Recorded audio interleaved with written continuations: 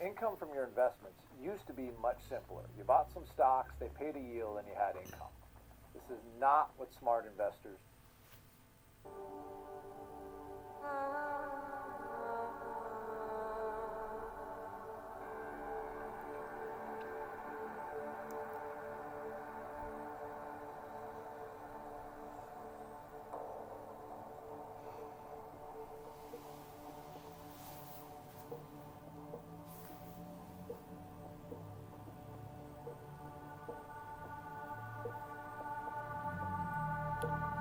Hey, Chuck.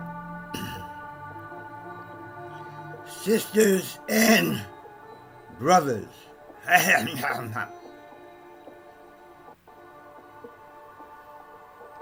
Let's do that over.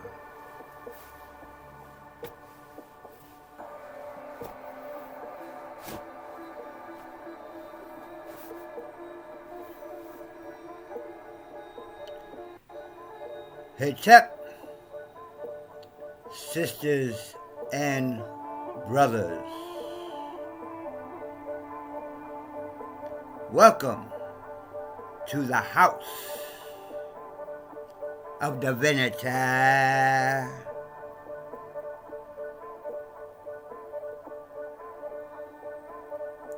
I am Proof B. Greetings. So, welcome to my bed chamber chat. I haven't done one for a while because I was thinking, what do I want to talk about? Because actually I'm waiting to the first of the year because today is the 23rd of December. So I really want to start all this stuff the first of the year. This side I will be talking about ancient Khemitik spirituality. I apologize, preachers. No, I don't. Every time I say spirituality, it just comes out. I have to say it like Reverend Roy. I'm going to introduce Reverend Roy later down the road.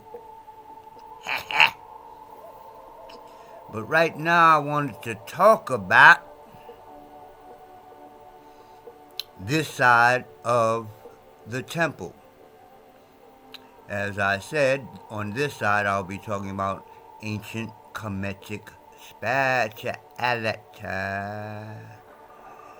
And for me, that is what we call the Medu or Metu Neter. And I am studying the books by Ra un Nefer Amen. Deep stuff. Now, the point I wanted to make about that is that the main thing I'm going to be teaching on the other side of the room is my cannabis or Mari-HuAna Kung Fu yoga that I created. But on this side, I'll be talking about, like I said, again, the Khemitik spirituality. Now, the point, again, of this video is that I wanted to get across that with the Taoist stuff, the Kung Fu and all is a bunch of stuff that comes with that. When you look at the Taoist stuff, or what you might call the Chinese, we call it Afro-Asiatic, when you look at it, it's kind of universal. If you didn't know, for instance, that yin and yang symbol was basically a Chinese symbol, it would be difficult for you to say where it came from. Now, when I come to this side of the room and I start, if I don't even mention ancient Kemet or ancient Egypt, and you see the pictures and I start talking about it, that's ancient, that's African or ancient Khemitik information and knowledge. So the reason I'm saying that is because that's what I feel personally. My spiritual connection is ancient Kemet. And I just don't believe that because I like the culture and all that. So that's where I'm going with this. There are people who are not spiritually connected to ancient Kemet, but they just like, what they see, or maybe they have some knowledge that America is built on ancient Khemitic knowledge. Look at the back of your dollar bill and see the pyramid. Duh. And the Masonic and all that. I'm not going to go into all that. The point is, now, as I said, I'm going to be teaching the Taoist stuff, the yin and yang, the 5 elements, the Wu Qi, all that type of stuff. Now, like I said, for me, all that type of stuff is universal. Everybody kind of love Chinese stuff. Everybody loves Chinese food, for instance. Chinese stuff, again, is kind of neutral, Do you have anything against yin and yang like you have against, like, Christianity or Judaism? Or, like, I hate the yin and the yang. That's stupid. Now, when I come on this side of the room, that's a different thing. So, for instance, if you're a cultic, or not a cultic, a Celtic, then I believe that this side of the room for you should be what the Celtics practice, like the runes and whatever else Celtic people practice spirituality-wise.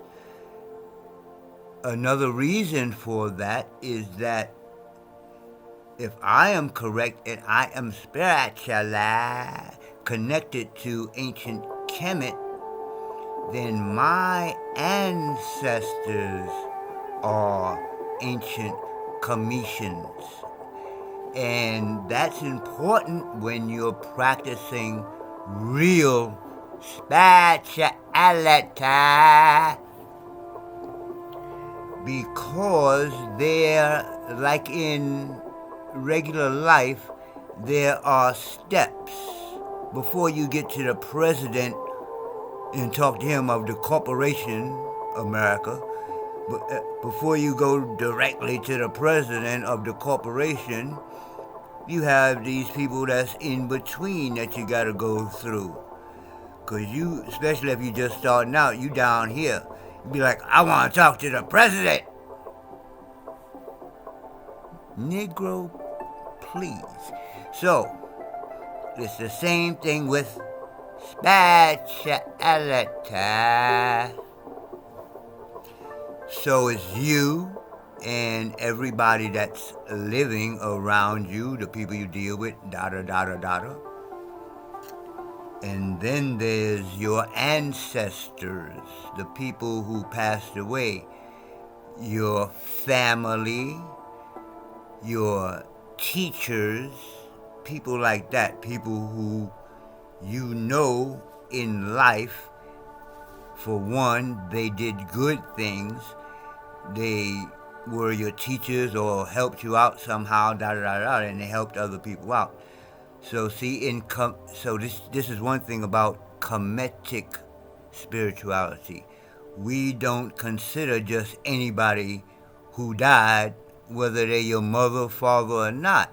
If they was not a person that did good, if they was not a person that tried to teach at least something, if they didn't follow that type of lifestyle, not necessarily Khemitik, but just being a good person, then that's not the ancestors that you want to call upon. Now, if you don't have any of those ancestors in your family, then it got to be somebody, like I said, maybe somebody outside, or your teacher, somebody that's close to you that passed or whatever. Other than that, that's when you start to deal with angelic beings and Elohim and Netaru and the forces or the beings who are connected directly to nature. I'm not talking about spirits. That's a whole nother thing. You got to know the name, you got to know the sigil. That's a whole nother thing. I am talking like in Khemitik spirituality, when you see all these beings that y'all call gods, they are nature. They are consciousnesses, but they are consciousnesses of nature, like the consciousness of wind, or the consciousness of earth, Geb, etc., etc. So there's a in between there. They are actual beings, but they are not like spirits. That's a whole nother subject. So that's all I wanted to say, is make that clear. When I start teaching this Kung Fu, I'm going to be putting stuff on about my spirituality and what I practice. You got to be sure this is where you come from. You got to know you are ancient Khemitian or ancient Egyptian. Don't just get into it because it's got cool stuff. You understand? This is about your everlasting life, not just your health while you're alive in this physical body. That's it. I'm out.